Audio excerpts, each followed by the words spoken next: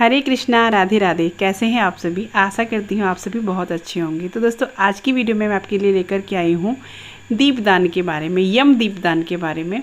जो यम के निमित्त दीपदान किया जाता है उसके बारे में, उसको यम दीपदान कहते हैं या यम दीप भी कहा जाता है। तो इस वीडियो में हम जानेंगे यम दीपदान के बारे में, यम दीपदान क्यों किया जाता है, कब किया जाता है, कैसे किया जाता है और करते हैं किन किन बातों का हमें ध्यान रखना चाहिए। बहुत सारी भ्रांतियां इसके निमित्त फैली हुई हैं कि यम दिया जलाने से लोग डरते हैं, तो ऐसा कदापि नहीं करना चाहिए, बिल्कुल भी नहीं डरना चाहिए। जब हम कार्तिक मास में दीपदान करते हैं तो कार्तिक मास में दीपदान का विशेष महत्व होता है। सभी देवताओं देवियों के निमित्त हम कार्तिक मास में दीपदान करते हैं, तो हमें मृत्यु के देवता यमराज के लिए भी दीपदान अवश्य करना चाहिए। स्कंद पुराण में इसका वर्णन आया है। अकाल मृत्यु से बचाया जा सकता है इस दीपदान से। तो चलिए देख लेते हैं कि इस दीपदान में हमें क्या क्या चीज़ों की आवश्यकता होती है। तो दोस्तों देखिए, आपको के परिवार में किस तरीके से दीपदान होता आया है तो उस हिसाब से आप करिए। बहुत सी जगह इसमें पुराना दिया लिया जाता है जब दीपदान हम करते हैं यम के लिए, और बहुत सी जगह आटे का दिया लिया जाता है। वैसे तो इसमें आटे के दिए का विशेष महत्व बताया गया है, जौ के आटे का। लेकिन जौ का आटा आपके पास नहीं है तो आप सादा गेहूं के आटे से भी चौमुखा दिया बना सकते हैं, जैसे कि मैं आपको दिखा रही हूँ यहाँ पे दिया। तो चलिए मैं आपको सामग्री दिखाती हूँ कि क्या क्या आपको आवश्यकता होती है। तो यहाँ पे देखिए, सबसे पहले आप एक बर्तन लें और दिया देख लें। तो दिया, जैसे मैं आपको बताया कि चौमुखा दिया आपको बनाना होता है, चाहे तो आप मिट्टी का ले लें, आटे का। वैसे आटे के दिए का विशेष महत्व बताया गया है यम दिए में। तो 4 मुख वाला आप दिया बना लें, या तो गेहूं के आटे का या जौ के आटे का। अगर जौ का आटा नहीं है तो आप गेहूं के आटे का दिया बना सकते हैं, कोई वैसी बात नहीं है। हमारे यहाँ आटे का दिया ही लिया जाता है, तो मैंने आटे का दिया, आटे को थोड़ा सा टाइट गूंथ लें। उसके बाद में आप 4 मुख वाला दिया बना के तैयार कर लें, ठीक है। या तो आप ये लें, या फिर आप दिया बहुत सी जगह पुराना लिया जाता है, जैसे कि मैंने आपको बताया, तो आप पुराना दिया ले लें, बड़ा सा दिया ले लें, जैसे कि दिया 2-3 घंटे जल जाए, अच्छे से उसमें तेल हो जाए। तो आप कोई भी दिया ले सकते हैं। अगर पुराना नहीं है तो आप नया बना लें, वरना आटे का आप बना सकते हैं। आटा तो हर घर में रहता ही है, सबसे बेस्ट रहता है आटे का दिया। उसके बाद में हमें लेनी होती है बाती। तो इसके लिए यम दिए में जलाने के लिए लंबी बातियों का यूज़ होता है, तो आपको 4 बाती लेनी है।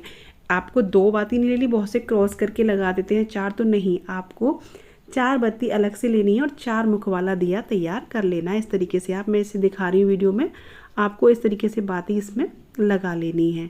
तो यहाँ पे बातियों को इस तरीके से लगा लीजिए। आपको, जैसे मैंने आपको बता रही हूँ कि क्रॉस करके नहीं लगानी। बहुत से लोग 2 बाती लगा देते हैं, तो ऐसे नहीं करना है। चारों दिशाओं के लिए हम यहाँ इसमें बाती लगा रहे हैं। तो उसके लिए उसके बाद चाहिए हमें तेल। तो बहुत सी जगह सरसों के तेल का या तिल के तेल का, क्योंकि यम का जो दिया जलता है वो तेल से ही जलता है।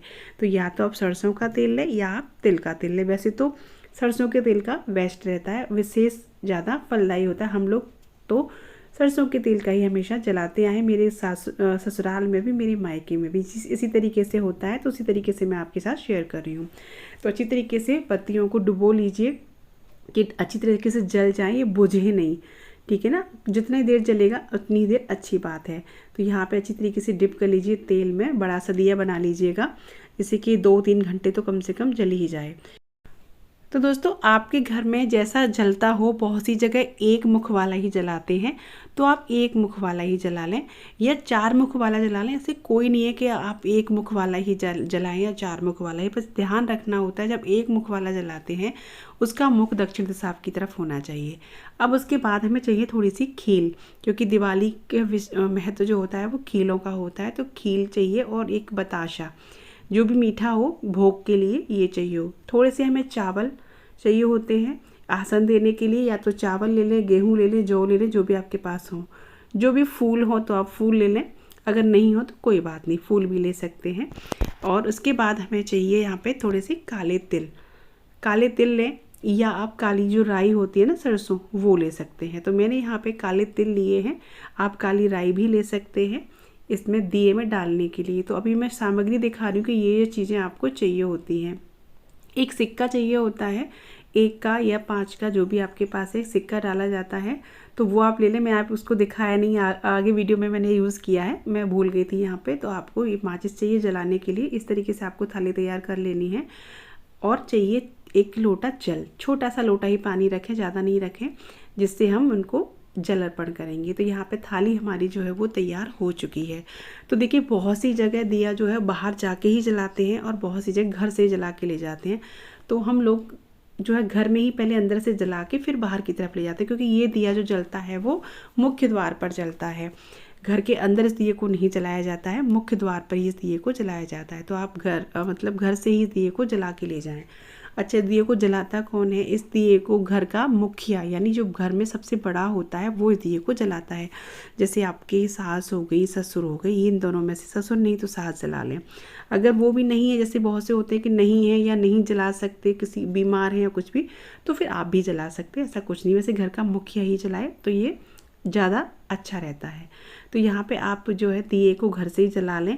बाकी सामग्री जो है ये हम इससे पूजन करेंगे दिए का, तो अभी हम ये चीज़ नहीं यूज़ करेंगे। तो आपको ध्यान रखना है कि घर से बाहर इस दिए को रखना है, घर में नहीं रखना है। बहुत से लोग बोलते हैं कि हम छत पे रख लें या आंगन में, जी नहीं, ये दिया घर से बाहर ही जलाया जाता है।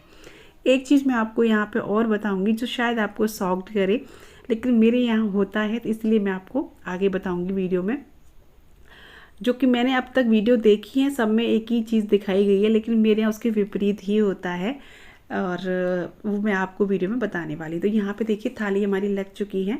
अब इसको हम जला के बाहर ले जाएंगे, अंदर से ही बाहर की तरफ मेन गेट पे। तो आपको चलिए लेके चलते हैं इसको मेन गेट पे। और आपको ध्यान रखना है जब दिया जलाएंगे तो आपको प्रदोष काल में ही जलाना है, यानी दिन छुपने के बाद, सूर्य ढलने के बाद या सूर्य ढलने से थोड़ा सा पहले। प्रदोष काल जो होता है उसमें बहुत सी जगह इसको जो है रात में जलाया जाता है, जब 10-11 बजे करीब, जब घर के सारे लोग बाहर से घर आ जाते हैं। तो आपके यहाँ जैसा भी होता हो, मेरे घर में जब ये जलता है तो दिन छुपने के बाद जलने लग जाता है, मतलब प्रदोष काल में ही जलता है दिया। और आपके यहाँ अगर रात के 11 बजे, 10 बजे, 9 बजे जलता हो तो उस तरीके से आप जलाएं। मेरे यहाँ हमेशा दिन छुपने पे ही जलता है, यानी प्रदोष काल में, सूर्य छुप जाता है उसके बाद में।